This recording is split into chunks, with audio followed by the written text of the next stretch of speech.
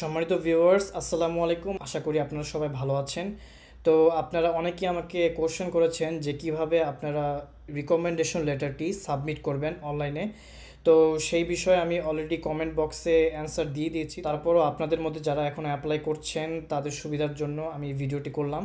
তো আমরা recommendation letter দুইভাবে সাবমিট করতে পারবো। প্রথমটি হচ্ছে যে আপনি রিকমেন্ডেশন লেটারটি লিখবেন। ওকে, তো এরকম একটি রিকমেন্ডেশন লেটার আপনারা লিখবেন এবং লিখার পর আপনারা সেটা স্ক্যান করে পিডিএফ ফাইল করে রাখবেন। সেই পিডিএফ ফাইলটি আপনারা অনলাইন পোর্টালে আপলোড করে দিবেন। ওকে, তো এটা গেল প্রথম একটি সিস্টেম। এবং দ্বিতীয় পদ্ধতিতে আপনাকে যা করতে হবে যে আপনার এই স্ক্যান কপিটি আপনার রেফারি বা আপনার প্রফেসরকে সাবমিট করতে হবে অনলাইনে। ওকে, তো সেই ক্ষেত্রে আপনি যখন অ্যাপ্লিকেশনটি সাবমিট করবেন, অ্যাপ্লিকেশন সাবমিট করার সময় আপনাকে বলা হবে যে আপনার প্রফেসরের নাম এবং আপনার প্রফেসরের বিশ্ববিদ্যালয়, সেই সাথে আপনার প্রফেসরের যে ইমেল অ্যাড্রেসটি আছে সেই ইমেল অ্যাড্রেসটি আপনাদেরকে সাবমিট করতে বলবে এবং আপনার যথারীতি অ্যাপ্লিকেশনটি সাবমিট করে ফেলবেন। তো অ্যাপ্লিকেশনটি সাবমিট করার পর আপনার প্রফেসরের ইমেলে একটি ইমেল যাবে এবং সেই ইমেলে আপনি যেই প্রোগ্রামে অ্যাপ্লাই করছেন সেই অ্যাপ্লিকেশনের কথাটা বলা হবে এবং আপনার প্রফেসরের কাছে যে ইমেলটি যাবে সেই ইমেলে একটি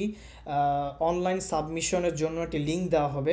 সেই লিঙ্কের মাধ্যমে আপনাকে এই রিকমেন্ডেশন লেটারের স্ক্যান কপিটি সাবমিট করতে হবে। ওকে, তো আমি আমার পার্সোনাল অভিজ্ঞতা থেকে বলছি যে আমি যা করেছি, আমি যথারীতি অ্যাপ্লিকেশনটি সাবমিট করেছি। তো আমার প্রফেসরের কাছে মেইল গিয়েছে এবং সেটা আনুমানিক রাত 3টা বা 4টার দিকে আমার প্রফেসর পুরো ইমেলটি আমার কাছে ফরওয়ার্ড করে দেয়। ওকে, তো আমি সেই ইমেল থেকে সেই লিঙ্কটিতে প্রবেশ করে সহজেই আমি নিজেই রিকমেন্ডেশন লেটারটি সাবমিট করে ফেলি।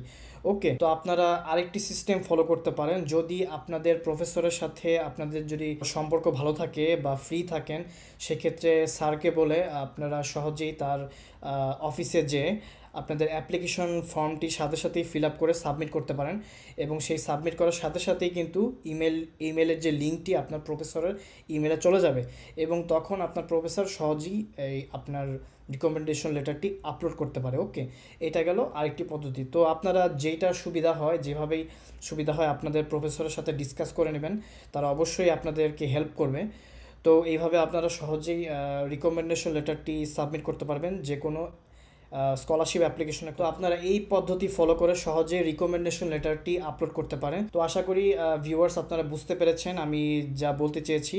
তো আপনারা যদি তারপরেও যদি না বুঝতে পারেন তাহলে কমেন্ট বক্সে আমাকে জানাতে পারেন বা আমাদের ফেসবুক গ্রুপে আমাকে জানাতে পারেন, সেক্ষেত্রে আমি চেষ্টা করব হেল্প করতে। তো আরেকটি বিষয় হচ্ছে, আপনারা যারা নতুন আছেন তারা অবশ্যই চ্যানেলটি সাবস্ক্রাইব করে রাখবেন এবং পাশে থাকা বেল আইকনটি অবশ্যই অন করে রাখবেন, কারণ আমি ফেব্রুয়ারিতে আরও কিছু স্কলারশিপের full step by step process নিয়ে আমি একটি ফুল সিরিজ করব। ওকে, আন্ডার গ্র্যাজুয়েট এবং মাস্টার্স স্কলারশিপের জন্য। তো ভিউয়ার্স, এই ছিল আজকের টিউটোরিয়াল। আপনাদের সাথে পরবর্তী টিউটোরিয়াল দেখা হবে ইনশাআল্লাহ।